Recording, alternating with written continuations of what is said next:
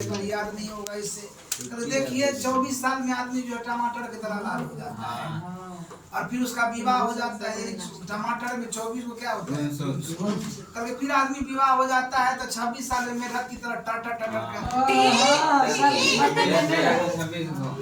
मेढक में क्या होता है ऐसे करके हम लोग याद। कोई भी लॉजिक जब तक नहीं लगाइएगा तो बढ़िया से याद लॉजिक से याद करना पड़ता है। उसके बाद हमें प्रमुख पुरस्कार साहित्य अकादमी पुरस्कार मिला है। कौन अकादमी? साहित्य अकादमी, भारत भारती पुरस्कार, ज्ञानपीठ पुरस्कार और पद्म विभूषण पुरस्कार। पद्म विभूषण भारत सरकार के द्वारा मिलता है। किसके द्वारा? भारत सरकार के द्वारा। इसे कौन पुरस्कार मिला? कौन पुरस्कार? पद्म विभूषण। पद्म समझ में आ गया। देखिए इस कविता में क्या क्या चीज का ये वर्णन किया है। इसका कविता कैसा है? शुरुआत में आजादी आंदोलन की प्रेरणा, यानी कि इस कविता को पढ़ करके हम आजादी के आंदोलन के लिए आवाज उठाने लगते हैं। साहित्य क्या होता है? साहित्य इंसान में जोश भरता है, उसके जीवन को सुधारता है, उसके हित का बात करता है, वही तो है साहित्य।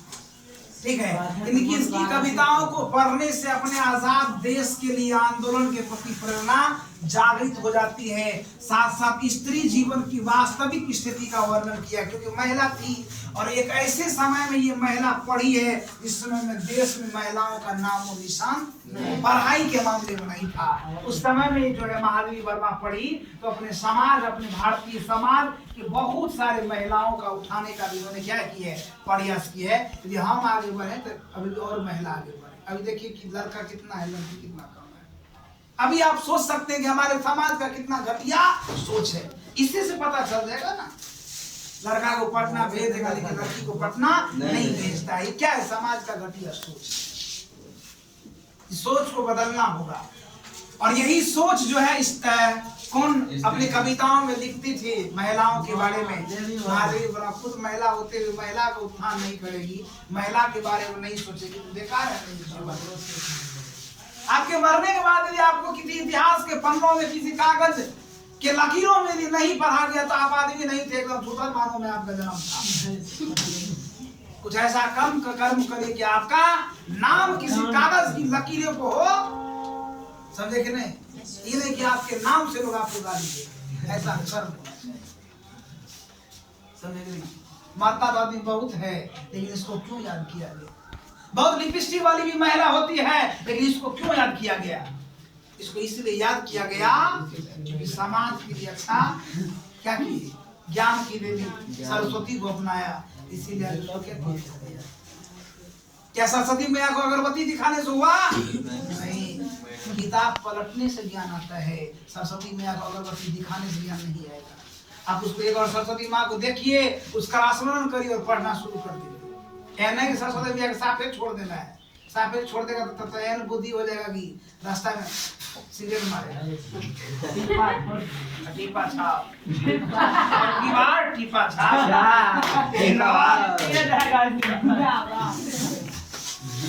अरे टीपे छाप दोगे, एक बार टीपा दे दिया एगो मुखिया जी मोटरसाइकिल वाले पीछा गामछा लेगा, पूरा गामछा है। कोई बोलते हैं ऐसे गाँव में ऐसे होता है। संजय ने बंद रहेगा। हाँ कोई बोले बता हाथ में कट्ठा माथा मुरट्ठा, कोई बोल तो चल तो ऐसे हाथा कट्ठा एक में धक्के में तीन में पकड़ने हाथा कट्ठा देह में तो काम नहीं है। पूरा पत चादर नहीं होता पतला पत्थर हो गया। एक बार मार धागा 3 पलट ये हाथा स्पीड में जाके आए बीन बजा के तलवार से केक काटता है। बाप के नाम लतीफ अली, बेटा के नाम कदीमा। देखिए अरे जागरण की चेतना, इनकी कविताओं से क्या मिलेगा? जागरण की चेतना मिलती। लोग जगता है, अपने देश के लिए जगता है, अपने जीवन के लिए जगता है कि हमको जीवन में आगे बढ़ना है। महिलाएं जब इसकी कविता को पढ़ती, यदि महादेवी वर्मा कर सकती तो हम क्यों नहीं? लड़का भी जब पढ़ता है तो वो कर सकता है तो हम क्यों नहीं? ये भावना होना चाहिए। इसी को बोलते हैं जागरण की चेतना। रघुनंदन सर का जो बात सुनता है उसमें क्या आता है? जागरण की चेतना। वो विद्यार्थी जो सूता ना तो उजागर है, जीवन में आगे बढ़ना नहीं तो जीवन की रेस में पीछे चल जाओगे। एक बार भी जीवन क्या हुआ? लापरवाह हुआ। जीवन कभी भी लापरवाही में मत बिगाड़ी, नहीं तो रोंदे चले जाएंगे और जो भी पैतृक संपत्ति उसको भी बेच बेच करके खा जाओगे और जीवन में कुछ नहीं बचेगा। इसीलिए किसी लोगों ने कहा है कि गरीबी में जन्म लेना कोई बुरी बात नहीं है, लेकिन गरीबी में मर जाना सबसे बड़ी बुरी बात है और पाप है, महापाप है गरीबी में मर जाना। गरीबी में यदि आपका जन्म हुआ तो आपको भगवान टेस्ट कर रहा है कि तुम जीवन में आगे बढ़ सकते हो। गरीबी आगे बढ़ता है। अमीर को क्या पता है कि दुख क्या होता है।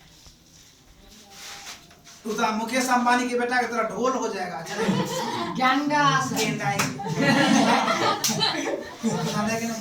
तो ढोल हो जाएगा ना।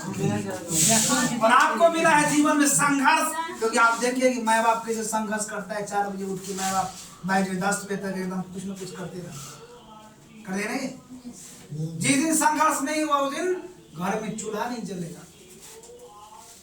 नहीं, संघर्ष करना बहुत जरूरी है।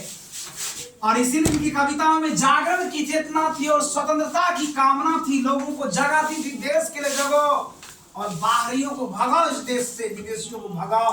ये देश मेरा है और जब तक लेंगे तब तक छोड़ेंगे नहीं। स्वराज मेरा जन्मसिद्ध अधिकार है और इसे मैं लेकर रहूंगा। ये भावना आपके अंदर होना चाहिए।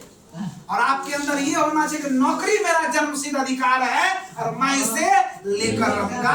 सफलता मेरा जन्मसिद्ध अधिकार है, मैं इसे लेकर रहूंगा। ये भावना होना चाहिए। ये नहीं सिगरेट मेरा जन्मसिद्ध अधिकार है, गांजा मेरा जन्मसिद्ध अधिकार है, हमारे बाबा दादा ने पिया है, मैं इसे पीकर रहूंगा। ये नहीं होना चाहिए। ये नहीं होना चाहिए। ये देखिए कभी दुख के अनुभूति के साथ करुणा का बोध भी है। इनके कविताओं से दुख भी प्रकट होता है। इनके कविताओं के आप देखिएगा, क्योंकि जीवन में जो आदमी जितना महान बना है उतना दुख को देखा है। जो आदमी दुख से भाग गया वो खाली एकदम मौज मस्ती में रहा, डीजे मिला तो डांस कर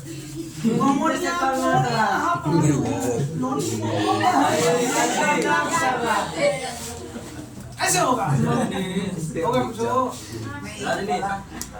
जीवन में जो जितना इंसान संघर्ष करेगा वो उतना, जो जीवन में संघर्ष से भाग गया वो खत्म है, मर गया वो आदमी तभी है।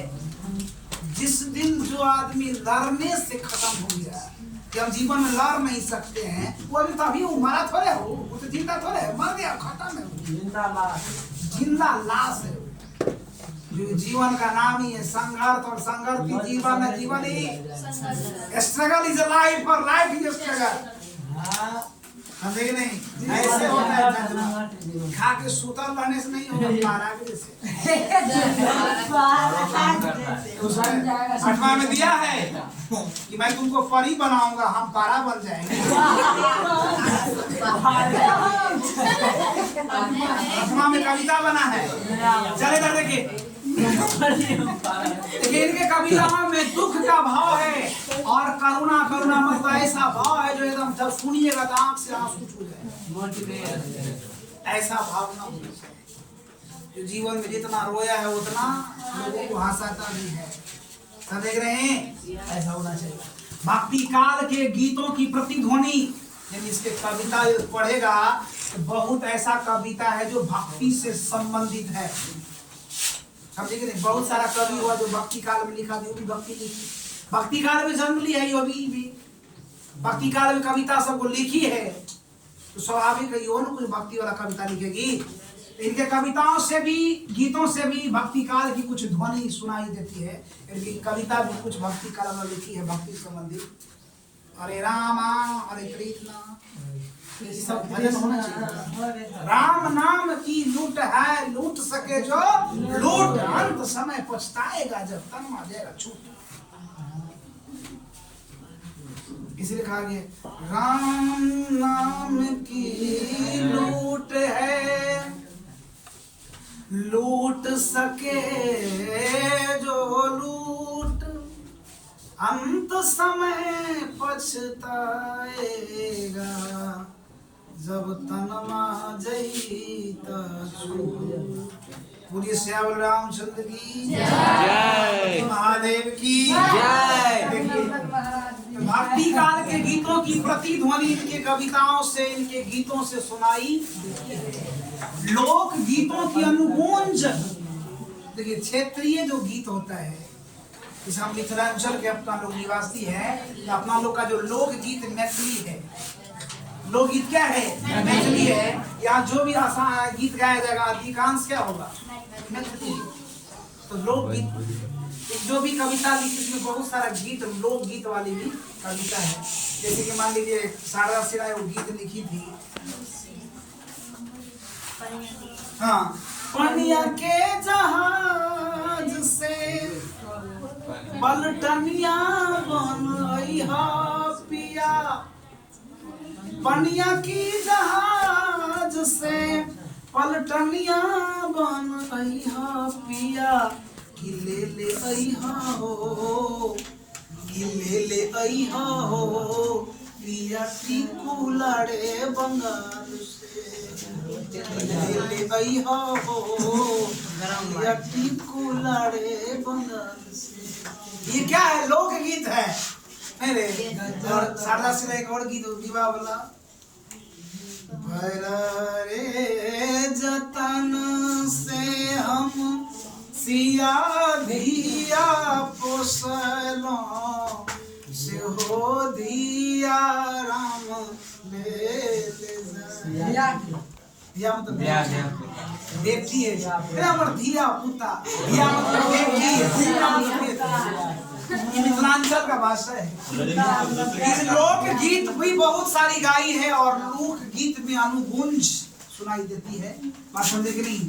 माधवी वर्मा के गीत अपने विशिष्ट रचाव, एक ऐसा रचना लिखती थी और ऐसा संगीतात्मक होता था, ऐसा म्यूजिक इसके अंदर होता था जो अत्यंत आकर्षक होता था, बहुत ही सुंदर।